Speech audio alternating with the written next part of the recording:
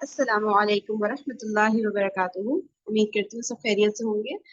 اچھا، ہم لوگ کل سن رہے تھے استاذہ نجیہ ہاشمی صاحبہ کی جو مارکہ موتا ہے اس سے ریلیٹڈ انسپریشن. ٹھیک ہے، تو ہم لوگ وہاں تک پہنچے تھے نا جب حضرت زید بن حارثہ رضی اللہ عنہ شہید ہو گئے تھے. تو وہاں سے میں پلے کرتی ہوں. اور جب ٹانگیں کاٹتی تو وہ الٹ کے اوپر سے گرے اور پھر اٹھے ہیں. اب جھنڈا کن کے ہاتھ میں ہے؟ ان کے ہاتھ میں. ایک ہاتھ میں جھنڈا ہے اور ایک ہاتھ سے لڑ رہے ہیں. اچھا، اس وقت ان کا ایک دایاں بازو دشمن نے کاٹ دیا تو اپنے جھنڈے کو بائیں میں پکڑ لیا، پھر بایاں بازو بھی کاٹ دیا. آپ یہ اندازہ کریں، بازو کاٹنا ایک تو ویسے ہی ایک ایسے لگ رہا ہے جیسے ہم ایسے ہی کوئی بات کر رہے ہیں. اپنی امیجنیشن میں لے کر آئیں کہ ہمیں ایک ذرا چھری کا کٹ بھی لگ جاتا ہے نا تو ہم سی کرتے وہیں بیٹھ جاتے ہیں. کوئی بھی کام کر رہے ہوں گے چھوڑ دیں گے. یہ جنگ کے میدان میں بازو کٹا ہوا ہے اور جھنڈا نیچے نہیں گرنے دیا، دوسرے بازو میں پکڑ لیا. اللہ اکبر، معمولی بات نہیں ہے. پھر دشمن نے ان کا دوسرا بازو بھی کاٹ لیا تو جو بازو رہ گئے تھے انہی سے سینے کے ساتھ لگا لیا اور بیٹھ گئے. تو تب انہوں نے چاروں طرف سے ان کو گھیر لیا تھا، تب پیچھے سے کسی نے وار کیا اور ٹکڑے کر دیا ان کو، بیچ میں سے آدھا ٹکڑا کر. لیکن اس وقت بھی دیکھیں حضرت عبداللہ بن رواحہ فرماتے ہیں کہ مجھے کسی نے آواز دی، عبداللہ بن رواحہ، کہ حضرت جعفر شہید ہو گئے. اب یعنی جھنڈا لینے کے لیے آپ صلی اللہ علیہ وسلم نے ان کو بنایا تھا نا، وہ آگے بڑھے اور انہوں نے جھنڈا لیا. اچھا، اب آپ اندازہ کیجئے یہ بات کہ یہ سین یہاں پہ ہو رہا ہے اور ادھر نبی صلی اللہ علیہ وسلم مدینے میں ہیں اور آپ صلی اللہ علیہ وسلم حضرت بلال سے فرماتے ہیں کہ لوگوں کو اعلان کرو کہ جمع ہو جائیں. لوگ جمع ہو گئے ہیں مسجد میں، آپ صلی اللہ علیہ وسلم منبر پہ ہیں اور آپ صلی اللہ علیہ وسلم نے فرمایا کہ اللہ تعالیٰ نے زمین کو میرے لیے سمیٹ دی اور میں دیکھ رہا ہوں جنگ کا میدان. اور زید گر گئے ہیں اور آپ صلی اللہ علیہ وسلم زاروں قطار رو رہے ہیں کیونکہ زید بیٹے، منہ بولے بیٹے. اگر اللہ تعالیٰ نہ فرماتے کہ یہ اب سے جو منہ بولا بیٹا ہے اس کو کوئی حقیقی بیٹا نہیں بنا سکتا، تو صحابہ فرماتے ہمیں تو پتہ ہی نہیں تھا کہ یہ زید بن محمد نہیں ہے، یہ تو زید بن حارثہ ہے، ہمیں تو یہ پتہ ہی نہیں تھا.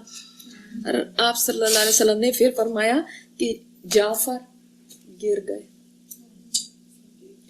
اور اس کے بعد ہے حضرت عبداللہ بن رواحہ کی باری آتی ہے. اب عبداللہ بن رواحہ جو ہیں یہ فرماتے ہیں کہ کسی نے ایسے مجھے آواز دی اور میں آگے بڑھا اور پھر انہوں نے جھنڈا پکڑ لیا. لیکن جھنڈا پکڑنے سے پہلے انہوں نے کچھ اشعار بولے ہیں جو کہ یعنی جو وہاں پہ صحابی تھے انہوں نے سنے ہیں. بعد میں سے یہ شہید ہو گئے تو کسی کو تو نہیں بتایا، مگر جو ان کے اشعار تھے نا وہ صحابی روایت کرتے ہیں کہ انہوں نے جو جھنڈا اٹھانے سے پہلے تھوڑی دیر کے لیے جیسے ایک انسان ریزسٹ کرتا ہے نا ایسے ریزسٹنس آیا، جھنڈا نہیں آگے بڑھ کے پکڑ لیا کہ جیسے جلدی سے پکڑ لیتے ہیں. کیا ان کے ذہن میں بات آئی ہے کہ دیکھیں ایک بات ہوتی ہے نا بولنا، یہ بڑا آسان ہوتا ہے، ہاں جی ہمیں تو بس یہ کرنا پڑ جائے تو ہم یہ کر دیں گے، وہ کر جائے تو وہ کر دیں گے، ہم ایسے کر دیں گے، ہم اللہ کے لیے جان دے سکتے ہیں، ہم اپنے دین کے لیے یہ کر سکتے ہیں، ہم آپ صلی اللہ علیہ وسلم کے نام پہ قربان سکتے ہیں، ہم فلاں کر دیں گے، ہم تو جی ایسے بھی حالات ہوں تو کوئی بات نہیں ہے. پھر یہ باتیں کرنا بہت آسان ہوتا ہے، لیکن جس وقت ٹائم آتا ہے نا آپ سوچیں کہ اس ٹائم پہ وہ سامنے اپنے دیکھ رہے ہیں موت، اور ان کے بھی بچے تھے، ان کی بھی بیویاں تھیں، اور یہ ینگ ہیں سب لوگ. ہم سوچتے ہیں جب صحابہ کرام کو سوچتے ہیں یرحمک اللہ، ہم یہ سوچتے ہیں کہ جیسے وہ پتہ نہیں کوئی روبوٹس تھے جن کا کوئی جذبات نہیں تھے، جن کے ایسا کچھ نہیں ہے. جو آج ہمارے جذبات ہیں نا اسی طرح ان کے بھی بچے اور ان کے بھی گھر والے تھے اور ان کے بھی کنبے قبیلے تھے اور ان کو بھی ایسی اٹریکشن تھی اور محبتیں تھیں. تو اس وقت ظاہر ہے ایک دل میں بات واللہ عالم کیا آئی، یا بچوں کی یاد آئی یا کیا بات آئی. تو اس وقت آگے سے کہتے ہیں قسم ہے نفس تجھے کہ تو آگے بڑھ، تجھے آگے بڑھنا ہوگا، نہیں تو میں تجھے زبردستی لے کر جاؤں گا. جیسے اپنے آپ سے ایک جنگ ہو رہی نا، اندر ہی اندر بھی انسان لڑتا ہے اپنے آپ سے، آپ دیکھیں کوئی نیکی بھی آپ کرنے لگتے ہیں اندر ہی اندر ایک جنگ ہوتی ہے, نہیں یہ کرنا یہ بڑا مشکل ہے, اس وقت انسان اپنے اندر فائٹ کر رہا ہوتا ہے. یہ وہ فائٹ کر رہا ہے. سوچیں سبحان اللہ کیسے شاعر تھے کہ جنگ کے میدان میں اور اشعار منہ سے نکل رہے ہیں. اور اب وہ ظاہر ہے عربک کے وہ اشعار تو ہم اب نثر کریں گے وہ مانا تو نہیں آ سکتا, مگر کہہ رہے ہیں اے نفس تو آگے بڑھ, تو آگے بڑھ, اگر تو نہیں بڑھے گا میں تجھے زبردستی لے کر جاؤں گا. یہی تو وہ جنت ہے جس کا تجھے خواہش تھی, اور اپنے آپ سے یہ کہتے جا رہے ہیں. اتنے میں ان کے کزن تھے, انہوں نے ایک گوشت کی بوٹی ان کے آگے کی کہ آپ نے کچھ نہیں کھایا ہوا, آپ یہ کھا لیں, آپ تو جنگ لڑنے کے لیے جا رہے ہیں. ایسے منہ میں لیے اور پھینکی ہے اور آگے بڑھے. اور فرماتے ہیں کہ ادھر مسلمان جنگ کر رہے ہیں اور تجھے اپنے پیٹ کی پڑی ہوئی ہے. تو یہ ان کے یعنی جذبات تھے اس ٹائم پہ جس وقت کے بالکل جنگ کا میدان تھا. اب آگے پھر بڑھتے ہیں اور بڑھ کے جھنڈا یہ لے لیتے ہیں اپنے ہاتھ میں, اور اس کے بعد لڑتے لڑتے یہ بھی شہید ہو جاتے ہیں. جو یہ فرما رہے تھے نا کہ اے نفس اللہ کی رضا کے لیے آگے بڑھ, واقعی انہوں نے نفس کو آگے بڑھا دیا. اور جو یہ کہتے تھے کہ تو کیا ہے اے عبداللہ بن رواحہ, تو کیا ہے سوائے ایک گندے پانی کی بوند کے, تو اور کیا ہے. سوچیں ایک انسان کی اس بات کا کرنا جنگ کے میدان میں جب چاروں طرف لڑائی ہو رہی ہے زبردست, اس وقت یہ بات کو یاد رکھنا. اور کیا تجھے جنت نہیں چاہیے, تجھے کیا ہو گیا ہے, کیا تجھے جنت نہیں چاہیے. لک ایٹ دا فائٹ جو ان کے اندر ہو رہی ہے. اور انسان کو لڑنا پڑتا ہے اپنے آپ سے نیکی کے میدان میں آگے بڑھنے کے لیے, کیونکہ نیکی کرنا گراں گزرتا ہے نفس پہ, مشکل ہے, اللہ کے راستے پہ چلنا مشکل ہے. اس وقت نفس کو ایسے کچھ لو. کیا تجھے آرزو نہیں ہے جنت کی, یہی تو جنت تو تجھے ملنے والی ہے. جب انسان مثلاً اتنی بات ہے کہ تہجد کے لیے اٹھنا ہو, اس وقت کہو اپنے آپ کو کیا نفس تجھے کیا ہو گیا, کیا جنت نہیں چاہیے, کیا اللہ کی رضا نہیں چاہیے. لیکن ہم اس وقت اپنے نفس کو فائٹ نہیں کر پاتے, اور اس وقت جو نفس کہتا ہے نا سلا رہا ہوتا ہے اور ہم سو جاتے ہیں. ان کو بھی بیوی بچے یاد آئے, ان کو بھی زندگی پیاری تھی. حالانکہ دیکھیں میں نے آپ کو کیا بتایا کہ جب سے چلے ہیں اس وقت سے شہادت کی تمنا کرتے آئے, اور ابھی لوگوں کو کیا کہہ رہے تھے. لیکن جب ریالٹی فیس کرنی ہوتی ہے نا وہ بہت ڈفرینٹ ہوتی ہے. میں یہ کہتی ہوں کہ اللہ تعالیٰ نے ہمارے پردے رکھے ہیں جو ہمارے ایمانوں کا امتحان نہیں دے. اگر وہ ہمارے امتحانوں کو آزما لیں تو ہم کسی جگہ سٹینڈ کرنے کے قابل نہیں. ہماری تمنائیں تو جنت الفردوس کی ہیں, لیکن کیا ہے ہمارے پاس آج عمل کے اندر, کیا ہے ہمارے پاس. اور ہم اتنا سا نفس کی خواہش کو کچل نہیں پاتے کہ ہم ذرا سی نفس کی کوئی تمنا ہوتی ہے ہم کہتے ہیں فوراً اپنی مرضی کو پورا کریں, فوراً اپنی خواہش کو پورا کریں.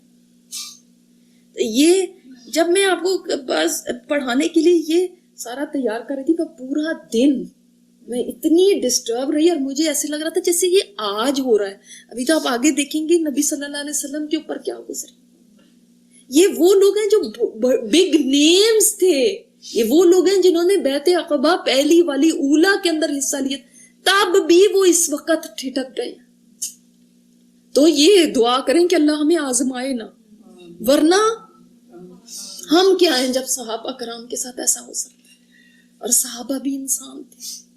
تو یہ جو بلند و بانگ دعوے کرتے نا, یہ کرنے سے پہلے ہم سوچیں ابھی ہمارے پر آزمائش آئی نہیں, یہ صرف ہماری زبان کی باتیں ہیں. اللہ تعالیٰ ہمیں معاف فرما دے. یہاں تک کہ پھر انہوں نے جھنڈا بائیں ہاتھ میں لیا اور بلند رکھا, یہاں تک کہ ان کا بائیں ہاتھ بھی کاٹ دیا گیا. پھر دونوں باقی ماندہ بازوؤں کی مدد سے جھنڈا آغوش میں لے لیا اور وہ آسمانی فضا میں لہراتا رہا, یہاں تک کہ وہ نیزوں اور تیر کے 90 سے زیادہ زخم کھا کر حالت شہادت سے سرفراز ہو گئے. یہ سارے زخم ان کے جسم کے اگلے حصے میں آئے تھے. اس سے کیا پتا چلتا ہے کہ بہادری سے لڑے, پیٹھ نہیں موڑی کہ میں بھاگ جاؤں. ان کے بعد حضرت عبداللہ بن رواحہ کی باری تھی. انہوں نے جھنڈا لیا, آگے بڑھے, پھر اپنے ماہ نامی گھوڑے سے اتر کر لڑتے لڑتے شہید ہو گئے. इनकी शहादत पर झंडा हजरत साबित बिन अरकम ने थाम लिया ताकि गिरने ना पाए, और मुसलमानों से कहा कि आप लोग किसी आदमी पर इत्तेफाक कर लें, यानी कोई अपना अमीर बना ले। अब उन्होंने जब झंडा पकड़ा ना तो उन्होंने पीछे हट गए, वो अब जंग से थोड़ा अलग हो गए, और उन्होंने लोगों को कहा लोगों मेरे पास आओ, लोगों मेरे पास आओ, कोई अपना अमीर इस वक्त चुन लो। आप सल्लल्लाहु अलैहि वसल्लम ने क्या फरमाया था, इसके बाद ये शहीद हो गए तो उसके बाद आपस में मशवरा करके किसी को अमीर चुन लेना। अब कोई अपना अमीर चुन लो, लोग इस वक्त क्या कहेंगे, आप ही बस बन जाए, ऐसे ही होता है ना, आप ही बन जाए। कहते मैं नहीं इस काबिल हूं। अब वहां पे कोई एक बंदा ऐसा है जो इतना जबरदस्त है लेकिन वो खामोश है, और वो पीछे है कहीं चुप करके, हजरत खालिद बिन वलीद, जो अभी कब मुसलमान हुए, बिल्कुल अभी सिर्फ चंद महीने, 2 या 3 महीने हुए होंगे। हाँ, क्योंकि आप सल्लल्लाहु अलैहि वसल्लम ने क्या फरमाया था कि जो यानी जो आप सल्लल्लाहु अलैहि वसल्लम ने नहीं फरमाया, जो आखिर के, जो हमने पढ़ा था कि आखिर में जो 3 लोग मुसलमान हुए थे, जिनके बाद फिर फतह मक्का हो गई, फिर कोई मुसलमान नहीं हुआ, वो 3 लोग कौन कौन थे? हजरत खालिद बिन वलीद उन्हीं में तो एक थे ना, यानी इतने बिल्कुल, और दूसरे जो थे उनका अभी हम वाकया पढ़ने वाले, यानी इतने रिसेंट मुसलमान हुए। अब इन्होंने जो कार्रवाइयां पहले की हुई हैं, जख्म तो थे ना मुसलमानों के दिलों पे, किसी के भाई को मारा हुआ, किसी को मारा हुआ, याद है आपको ओहद में क्या हुआ था, खंदक में क्या हुआ था, हाँ? फिर जब हुदैबिया को होने लगा था तब भी चुप के बैठे थे, ये सब बातें पता है। अब वो चुप है, वो ये नहीं कह रहे कि मैं आता हूं मुझे दो, मैं इतना बड़ा कमांडर, और वो मैंने तो इतनी जंगें वहां पे लड़ी हुई हूं। खामोश है, लो प्रोफाइल, वो खामोश है, इसलिए आजिज मिजाज कि नहीं मैं नहीं हो सकता, ये इतने बड़े लोग, मैं कैसे। लोग कहते नहीं आप ही बनेंगे, आप ही बनेंगे। और आप सल्लल्लाहु अलैहि वसल्लम उधर, अब सोचें कि मस्जिद में बैठे हुए हैं और लोगों को बता रहे हैं कि अब जाफर गिर गए, और अब उसके बाद खामोश हैं आप सल्लल्लाहु अलैहि वसल्लम। लोग कह रहे हैं क्या हुआ, क्या अब्दुल्ला बिन रवाहा शहीद हो गए?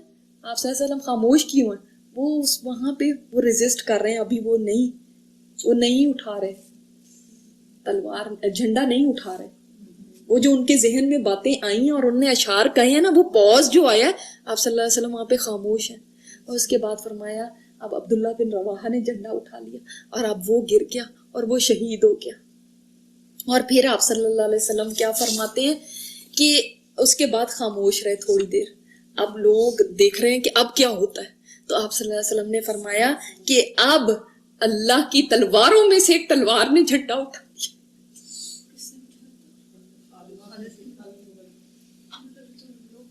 अल्लाह की तलवारों में से एक तलवार ने झंडा उठा लिया। हजरत खालिद बिन वलीद को फिर जब उन्होंने बनाया अपना कमांडर तो उन्होंने झंडा उठाया, और वो जो लड़े हैं तो फरमाते हैं कि खुद के मौता की जंग में मेरे हाथ से 9 तलवारें टूट गई, इतना लड़े हैं।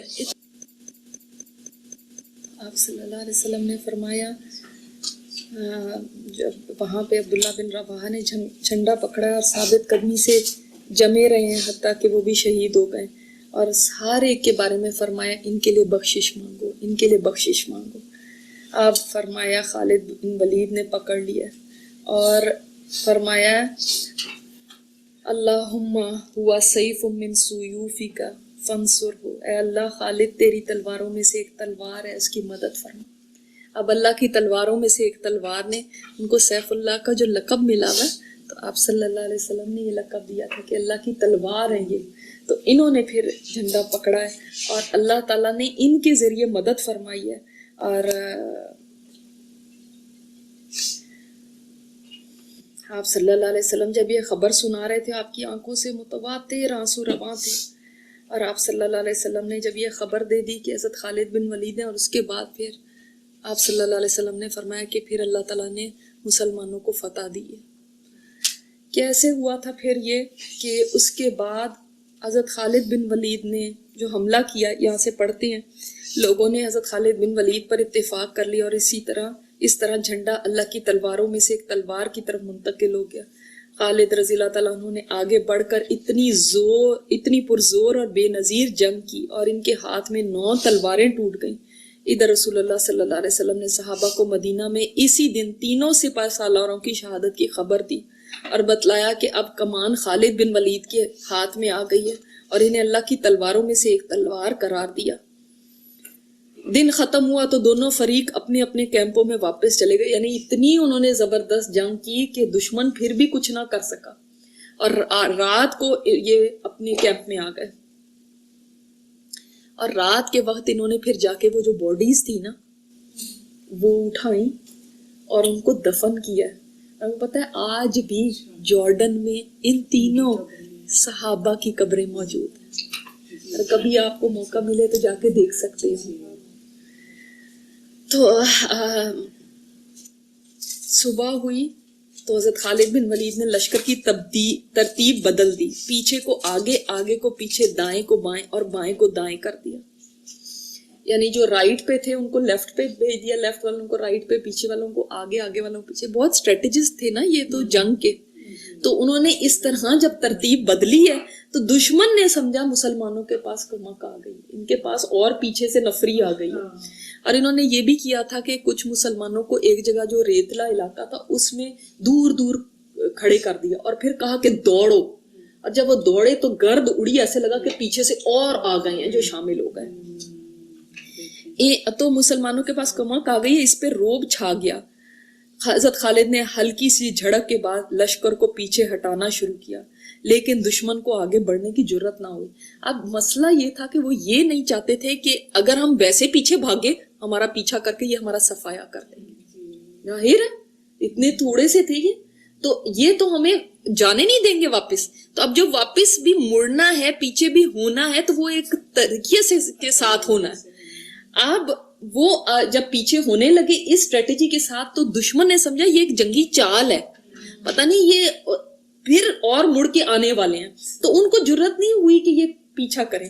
اسے خطرہ تھا کہ یہ کوئی چال نہ ہو. اس طرح مسلمان موتا کی طرف سمٹ آئے اور 7 دن تک دشمن سے جھڑپ کرتے رہے. پھر دونوں فریق رک گئے اور لڑائی ختم ہو گئی کیونکہ رومیوں نے سمجھا کہ مسلسل کمک پہنچ رہی ہے اور وہ چال چل کر رومیوں کو صحرا میں گھسیٹ لے جانا چاہتے. انہوں نے سمجھا یہ پتہ نہیں ہمیں آگے لے کر آ رہے ہیں تو یہ انہوں نے ہمیں نہ صحرا میں لے جا کے وہاں پہ ہمیں ختم کیا، تو یہ چاہ رہے ہیں کہ ہم پیچھے پیچھے ان کے آئیں. تو وہ رک گئے، انہوں نے ان کا پیچھا نہیں کیا اور گھسیٹ لے جانا چاہتے ہیں جہاں سے بچ نکلنا آسان نہیں. اس طرح اس جنگ میں مسلمانوں کا پلڑا بھاری رہا. اس غزوے میں 12 مسلمان شہید ہوئے. آپ سوچ سکتے ہیں کہ صرف 12 اندازہ کر سکتے ہیں. لیکن ان میں اکابر صحابہ تھے. اسی لیے آپ صلی اللہ علیہ وسلم جب دیکھا تو صحابہ اتنا رو رہے ہیں. آپ نے پوچھا تم کیوں روتے؟ کہتے ہیں ہمارے بیسٹ جو تھے، ہمارے بہترین تو ہم میں سے چلے گئے. اس غزوے میں اچھا پھر دشمن خاصی تعداد میں مارے گئے مگر ان کی تعداد معلوم نہ ہو سکی. اس سے اندازہ کیجئے کہ حضرت عبداللہ بن رواحہ کو جب اٹھایا گیا تو ان کے اوپر اتنے سارے اور جو لوگ تھے وہ پڑے ہوئے تھے، یعنی بے شمار لاشیں ارد گرد تھیں. حضرت جعفر طیار کے ارد گرد بے شمار لاشیں تھیں. اس کا مطلب وہ کتنا لڑتے رہے.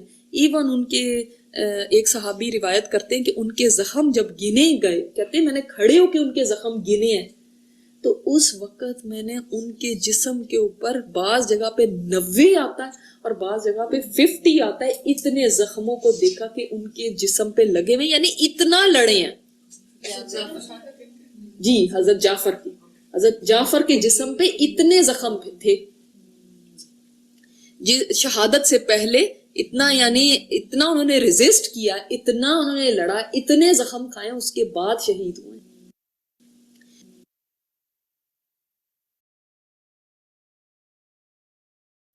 ہم دیکھ رہے تھے کہ حضرت خالد بن ولید کی جنگی اسٹریٹجی کے بعد مسلمانوں نے پیچھے موو کیا اور بچ کر واپس آ گئے، اور 12 کی تعداد کی شہادت ہونا بہت ہی یعنی کم تعداد ہے اس لحاظ سے جتنے بڑے دشمن کے ساتھ ان کا مقابلہ تھا. مگر جس وقت یہ خبر ظاہر ہے آپ صلی اللہ علیہ وسلم نے تو پہلے ہی لشکر کے آنے سے پہلے ہی دے دی ہوئی تھی مدینہ میں، تو جس وقت یہ خبر پہنچی ہے اور لوگوں کو پتہ چلا کہ ان کے لوگ جو شہید ہوئے ہیں تو گھر گھر سمجھ لیں کہ ایک ماتم کی کیفیت ہو گئی. اور نبی صلی اللہ علیہ وسلم کا اپنا حال یہ تھا کہ حضرت عائشہ رضی اللہ تعالیٰ عنہ فرماتی ہیں کہ آپ صلی اللہ علیہ وسلم بیٹھ گئے, یعنی جیسے انسان صدمے سے نہ کھڑا بھی نہیں ہو سکتا نا, اس طرح نبی صلی اللہ علیہ وسلم کی حالت تھی کہ آپ صلی اللہ علیہ وسلم بیٹھ گئے. اور انتہائی آپ کو دکھ تھا کیونکہ جو یہ تینوں صحابی تھے یہ آپ صلی اللہ علیہ وسلم سے بہت زیادہ کلوز تھے. حضرت زید کا بھی آپ کو پتہ ہے کہ وہ کتنے پیارے تھے. حضرت جعفر بہت, اس سے زیادہ کیا آپ اس سے اندازہ کر لیں اس بات سے کہ ان کے آنے کی اتنی زیادہ نبی صلی اللہ علیہ وسلم کو خوشی ہوئی تھی. اور پھر اس کے بعد حضرت عبداللہ بن رواحہ ان ساتھیوں میں سے تھے جو شروع کے ساتھی تھے. آپ کو پتہ ہے جو شروع سے آپ کے ساتھ ہوتا ہے اس کے ساتھ محبت ہی اور ہوتی ہے, تو وہ ان ساتھیوں میں سے تھے. جب نبی صلی اللہ علیہ وسلم نے یہ خبر دی اس کے بعد آپ صلی اللہ علیہ وسلم حضرت جعفر کے گھر تشریف لے گئے. تو ان کی جو بیوی تھی, حضرت جعفر آپ کو پتہ ہے خود بھی بہت ینگ تھے, یعنی کوئی 30s میں تھے, اور ان کی بیوی حضرت اسماء بنت امیس جو ہے آٹا گوندھ کے رکھا ہوا تھا, بچوں کو تیار کیا ہوا تھا نہلا دھلا کے. تو نبی صلی اللہ علیہ وسلم تشریف لے گئے تو آپ صلی اللہ علیہ وسلم نے فرمایا کہ جعفر کے بچوں کو میرے پاس لے کر آؤ. تو ان کو لایا گیا, اپنی گود میں دونوں کو بٹھایا اور اپنا سر رکھے اور ساروں قطار رونے لگے. حضرت اسماء بنت امیس جو تھی وہ اب ظاہر ایک ذہن میں بات آتی ہے کہ کیا بات ہوئی ہے. تو فرمایا یا رسول اللہ کیا ہوا ہے, کیا جعفر کی کوئی خبر ہے؟ تو آپ صلی اللہ علیہ وسلم نے پھر فرمایا کہ تم صبر کرو اس کے اوپر نا, وہ اب نہیں رہے. تو وہ بعض روایات میں آتا ہے کہ وہ رو اتنا, یعنی ان کے اوپر صدمہ گزرا کہ وہ بے ہوش ہو گئی. بعض میں آتا ہے کہ وہ زاروں قطار رونے لگی, چیخنے لگی, اور عورتیں بھی جمع ہو گئیں. آپ صلی اللہ علیہ وسلم نے لوگوں سے فرمایا کہ لوگوں جعفر کے گھر والوں کو اکیلا نہ چھوڑنا, ان کو کھانا وغیرہ بھجوانا, اور ان کو اپنے کھانے پینے کا کوئی ہوش نہیں رہے گا.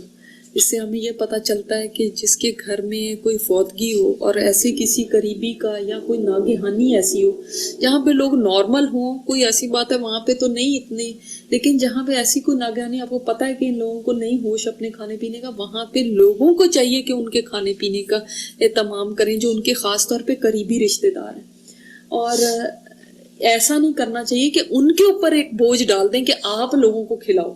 اور اسی طرح ہمیں یہ بھی پتہ چلتا ہے کہ نبی صلی اللہ علیہ وسلم ان کے گھر پہ سارا وقت نہیں بیٹھے رہے, یا لوگ سارا وقت جمگاٹھا لگا کے نہیں بیٹھے رہے. ہمارے دین کا طریقہ جاہلیت کے طریقے سے مختلف ہے. جاہلیت کا طریقہ یہ تھا کہ حضرت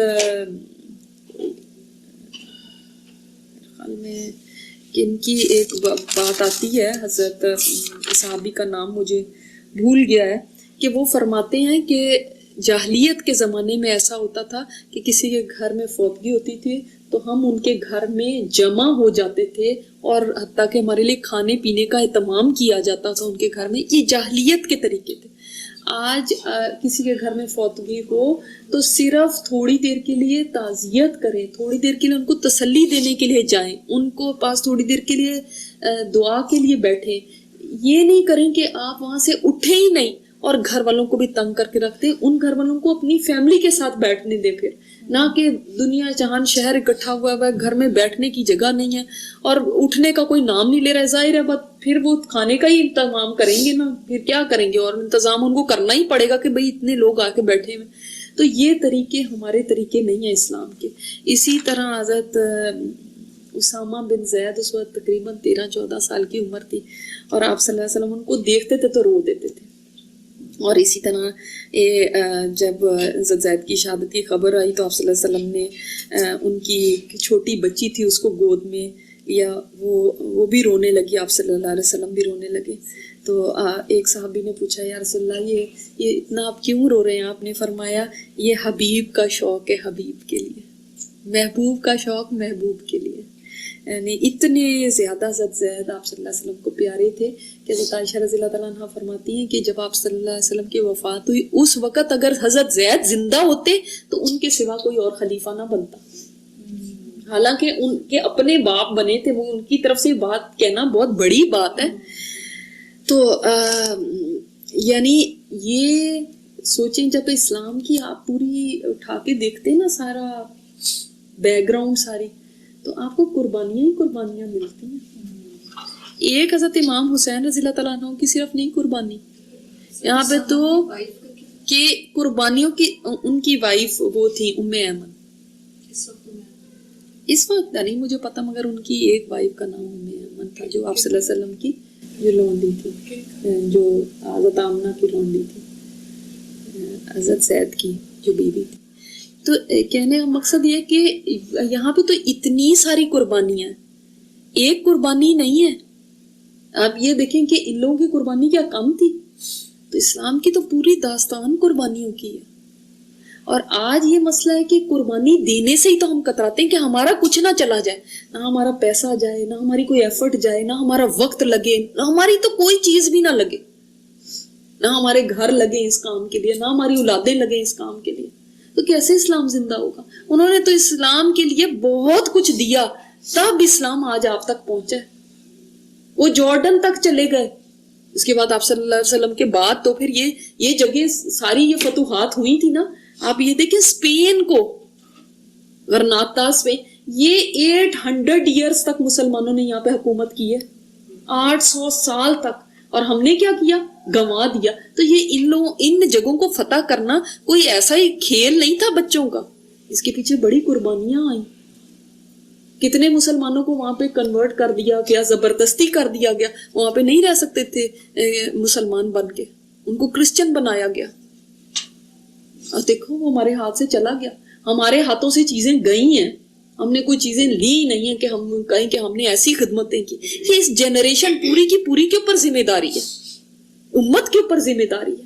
آج اتنی تعداد میں ہو کے بھی وہ رزلٹ نہیں ہے، جو اتنے کم لوگوں نے اس زمانے میں اتنے رزلٹ پروڈیوس کیے کہ اب اس جنگ کے بعد اتنی دھاک بیٹھ گئی عرب کے اوپر بھی کہ بھائی یہ تو یہودیوں سے بھی لڑ رہا ہے، یہ تو سپر پاور سے لڑ رہا ہے، 3000 ہو کے سپر پاور سے لڑ کے صحیح سلامت واپس آ رہے ہیں. کتنی بڑی بات تھی. آپ دیکھیں ان سے تو مقابلہ کرنا بھی بہت بڑی بات تھی، اس لیے کہ عربوں نے کبھی عربوں کے سوا ان رومیوں کے ساتھ کبھی جنگیں نہیں کی تھی. ان کو تو ان کی اسٹریٹجیز ہی نہیں پتا تھی، ان کو تو پتہ ہی نہیں تھا ان کے طریقے کیا ہوتے. تو ان کے ساتھ لڑ کے واپس سلامت ہی آ جانا بہت بڑی بات ہے. اب یہ جو جنگ تھی یہ بعض کا خیال ہے کہ یہ فتح تھی، جیسے آپ صلی اللہ علیہ وسلم نے پیشین گوئی کی، اور بعض کا خیال ہے کہ نیوٹرل تھی، نہ فتح نہ شکست، اس کو کچھ بھی نہیں کہہ سکتے، کیونکہ نہ تو کوئی جنگی قیدی ہوئے، نہ مسلمانوں کو کوئی ایسا نقصان ہوا. ان کا تو نقصان ہوا ہی تھا، لیکن خیر مسلمان بھی ان کے اوپر کوئی قبضہ نہیں کیا یا ان کے کوئی قیدی نہیں بنائے. تو اس لحاظ سے یہ ایک نیوٹرل جنگ رہی، مگر ان دا لانگ رن ایک فتح تھی، کیونکہ اس کی وجہ سے جو سائیکولوجیکل فتح ان کو ملی کہ لوگوں کے ذہنوں کے اندر مسلمانوں کا جو روب پیدا ہو گیا. اور قریش نے تو اب دیکھ لیا، اب سوچے نا، ایک طرف قریش بھی بیٹھے ہیں، وہ سب کچھ دیکھ رہے ہیں نا اس وقت سے کہ یہ خیبر میں گئے، وہاں پہ فتح کر کے آ گئے، یہ ادھر جا کر رومیوں سے بھی لڑ کے آ گئے. تو یہ بہت ایک بڑی بات تھی.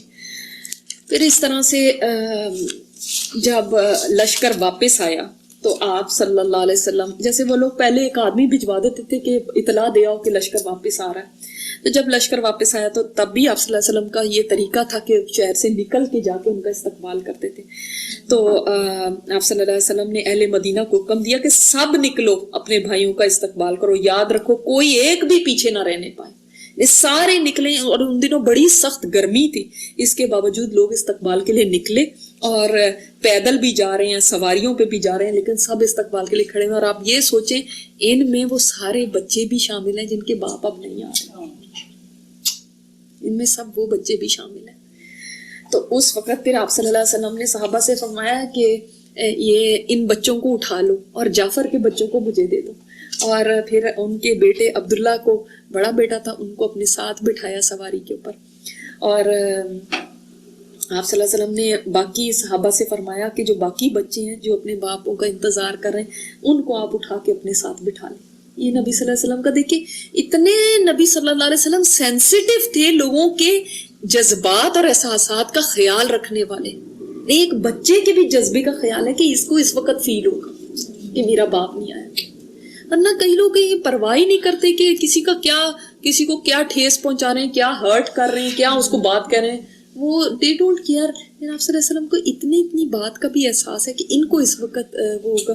اور اسی طرح حضرت عبداللہ جو ان کے بیٹے ہیں حضرت جعفر کے, تو وہ فرماتے تھے کہ جب کبھی آپ صلی اللہ علیہ وسلم سفر سے واپس آتے تھے, یہ اس وقت 6-7 سال کے تھے بچے, ان سے چھوٹے بھی بھائی تھے, تو جب واپس آتے تھے تو حضرت حسن اور حسین رضی اللہ تعالیٰ عنہما کو بعد میں پیار کرتے تھے, مجھے اٹھا کے پہلے پیار کرتے تھے. سبحان اللہ, یہ ہمارے نبی پاک صلی اللہ علیہ وسلم کی زندگی واقعی کتنی خوبصورت زندگی ہے. اللہ اکبر. تو اس وقت پھر گھر گھر ایک یعنی تکلیف تھی اور ایک ظاہرہ ایک صدمہ تھا, اور خاص طور پہ حضرت جعفر کے گھر میں تو بہت ہی زیادہ صدمہ تھا. ان کے بعض جگہ پہ آتا ہے 3 بیٹے تھے, یہ سب سے بڑے تھے عبداللہ, پھر محمد اور عون ان کے بیٹے تھے. اور جب آپ صلی اللہ علیہ وسلم بڑے غمگین بیٹھے ہوئے تھے, حضرت عائشہ رضی اللہ تعالیٰ عنہ فرماتی ہیں کہ میں پردے کے پیچھے سے دیکھ رہی تھی کہ آپ رو رہے ہیں اور بیٹھے میں آپ کو اتنا صدمہ. تو وہ بھی خود بھی غمگین تھی, تو کہتی ہیں ایک آدمی آیا تو آ کے کہنے لگے یا رسول اللہ نساء جعفر, جعفر کے گھر کی عورتیں وہ بہت رو رہی ہیں. اور مطلب رو رہی ہیں سے مطلب یہ کہ نوحہ کر رہی تھی نا, یعنی ایک اس زمانے کا ایک وہ تھا. حالانکہ اسلام نے اس کو منع فرمایا, لیکن وہ اس وقت اپنے جذبات پہ قابو نہیں رکھ سکی, تو وہ چیخ رہی ہیں, یعنی باتیں ایسی کر رہی ہیں. تو آپ صلی اللہ علیہ وسلم نے فرمایا کہ ان کو منع کرو جا کے. تو آدمی چلا گیا, لیکن حضرت عائشہ رضی اللہ تعالیٰ عنہ نریٹ کر رہی ہیں یہ, تو فرماتی ہیں کہ کچھ دیر بعد وہ پھر آ گیا, کہنے لگا یا رسول اللہ میں گیا تھا, میں نے ان کو روکا لیکن وہ ہٹ ہی نہیں رہی میرے کہنے پہ, تو وہ پھر وہی کری جا رہی. تو آپ صلی اللہ علیہ وسلم نے فرمایا ان کو جاؤ, ان کو روکو. پھر وہ گیا. ابھی آپ صلی اللہ علیہ وسلم اتنے صدمے میں خود بیٹھے ہوئے, وہ پھر آ گیا اور کہنے لگا وہ نہیں ہٹ رہی, وہ باز ہی نہیں آ رہی, یا رسول اللہ ان عورتوں نے ہمارے پر غالب آ گئی ہیں, یہ تو وہ بین کیے جا رہی ہیں, وہ نہیں ہٹ رہی. آپ صلی اللہ علیہ وسلم نے فرمایا کہ پھر جاؤ, تیسری مرتبہ فرمایا پھر خاک ڈالو ان کے منہوں پر. یعنی کہ اب آپ صلی اللہ علیہ وسلم اتنے ہو گئے تھے کہ نہ تم مجھے چھوڑ رہے ہو. حضرت عائشہ رضی اللہ تعالیٰ عنہ فرماتی کہ مجھے اتنا غصہ آیا اس آدمی کے اوپر کہ تم ان کو بھی نہیں چھوڑ رہے, وہ کیا کریں اس وقت, وہ خود اس وقت ایک صدمے میں ہے, نہ تم ان عورتوں کو روک پا رہے ہو. تو کہتی میں اس کے پیچھے گئی, میں نے کہا واللہ مجھے سمجھ نہیں آ رہی تم کیا کرنا چاہتے کہ تم آپ صلی اللہ علیہ وسلم کو غم کے لیے بھی نہیں چھوڑ رہے. یہ مسلم کی روایت ہے کہ یعنی اب آپ تینوں کی سچویشن دیکھ لینا. نبی صلی اللہ علیہ وسلم اپنی جگہ ایک انتہائی, دیکھیں وہ بھی گئے, پھر ان کے بچے جو یتیم ہوئے, اور پھر جو بیوہ عورتیں ہوئی ہیں, اور جو یہ اتنے قریبی رشتے تھے اس کی وجہ سے جو صدمہ, وہ آدمی اپنی جگہ ان کا وہ الگ بات ہے کہ وہ کوشش کر رہے ہیں کہ یہ رک جائیں, لیکن وہ رک کے نہیں دے رہی ہیں. لیکن نبی صلی اللہ علیہ وسلم کی اس وقت کی ایک وہ دیکھیں کہ اس وقت یہ نہیں ہے کہ اٹھ کے جا کے جو وہاں پہ اچھا تم لوگ کیا کر رہے ہو, یا یہ یا حرام یا یہ فلاں, کچھ نہیں. اس وقت آپ صلی اللہ علیہ وسلم بس فرما رہے ہیں جاؤ جا کے ان کو روکو. یعنی پتہ چلتا ہے کہ ہر موقع کے لحاظ سے آپ بتا بھی سکتے. ایسا نہیں ہے کہ اس وقت کوئی ایک دم صدمے میں ہے, آپ اس کے بعد کہہ دیں یہ حرام ہے اور یہاں پہ فتوے لگ رہے ہیں. اور ایسے موقع پہ بھی بعض لوگ جو ہے نا وہ یعنی وہ چپ نہیں رہتے, وہ اس وقت بھی ان کو یہ ہے کہ وہ یہ کر رہے ہیں, وہ کر رہے ہیں. تو یہ موقع نہیں ہے. جب آپ نے کسی کو سمجھانا بھی ہوتا ہے تو کوئی موقع دیکھ کے سمجھاتے ہیں. ایک بندے صدمے میں اندر پڑی ہوئی ہیں, ان عورتوں کو اس وقت کوئی سمجھ آئے گی, ان کو یہ بات نہیں اس وقت سمجھائے گی. جب یہ تھوڑا ٹھنڈا ہو معاملہ تب آپ بتائیں. آپ صلی اللہ علیہ وسلم اسی لیے کوئی 2-3 دن کے بعد آپ صلی اللہ علیہ وسلم ان کے گھر تشریف لے گئے, اور آپ نے فرمایا ان کو جا کے کہ اب اس کے بعد میرے بھائی جعفر کے اوپر کوئی بھی رونا نہیں ہوگا. اور آپ صلی اللہ علیہ وسلم نے حضرت جعفر رضی اللہ تعالیٰ عنہ کے بارے میں فرمایا کہ میں نے جعفر بن ابی طالب کو دیکھا ہے, وہ جنت میں بادشاہ بن کے 2 پروں کے ساتھ فرشتوں کے ساتھ اڑ رہا ہے. سبحان اللہ.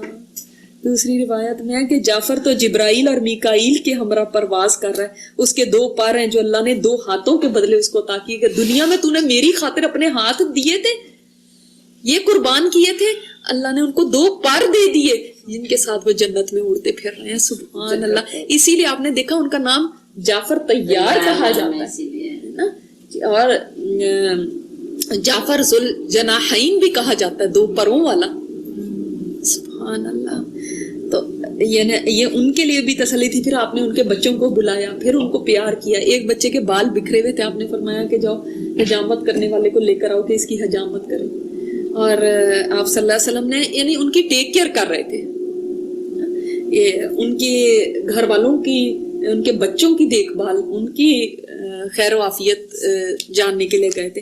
اسی طرح آپ صلی اللہ علیہ وسلم نے فرمایا میں سویا ہوا تھا، اس حال میں میرے پاس 2 شخص آئے، یعنی خواب میں دیکھ رہے ہیں، اور مجھے اپنے ساتھ لے گئے، پھر وہ مجھے ایک انتہائی بلند مقام پر لے گئے، وہاں میں نے 3 آدمیوں کو دیکھا، یعنی جنت تھی، اور دیکھا کہ شراب کے جام نوش کر رہے ہیں۔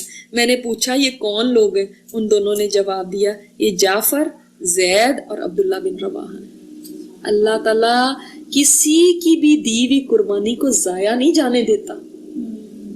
آپ تھوڑا کچھ اللہ کے لیے لگا کے تو دیکھو، اللہ تعالیٰ کبھی اس کو ضائع نہیں کرتا۔ اللہ تعالیٰ جتنا قدردان کوئی ہے ہی نہیں، وہ الشکور ہے، سب سے زیادہ قدردان۔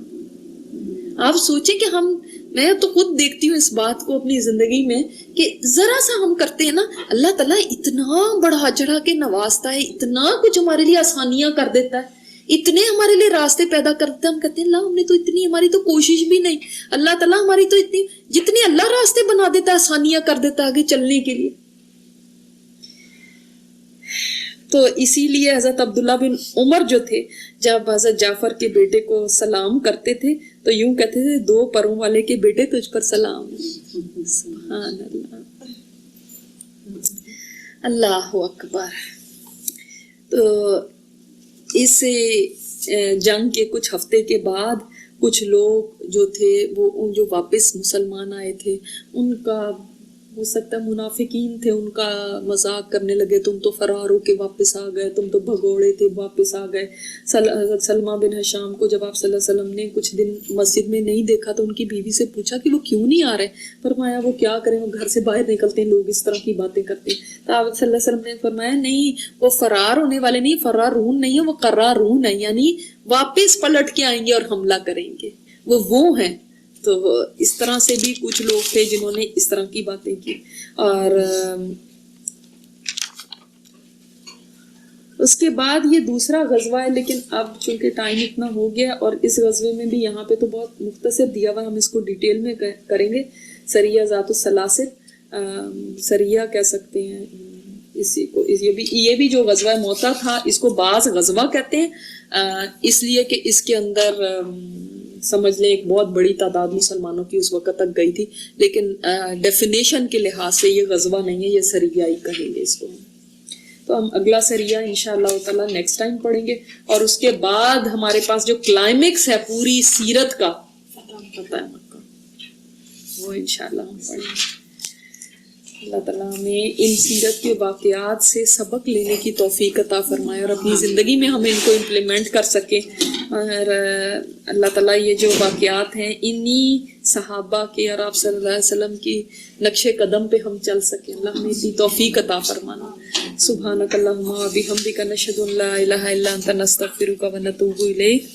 ربنا تقبل منا انک انت السمیع العلیم وتب علینا انک انت التواب الرحیم۔ صلی اللہ تعالی علی خیر خلقہ محمد وعلی آلہ وصحبہ اجمعین برحمتک یا ارحم الراحمین، آمین یا رب العالمین۔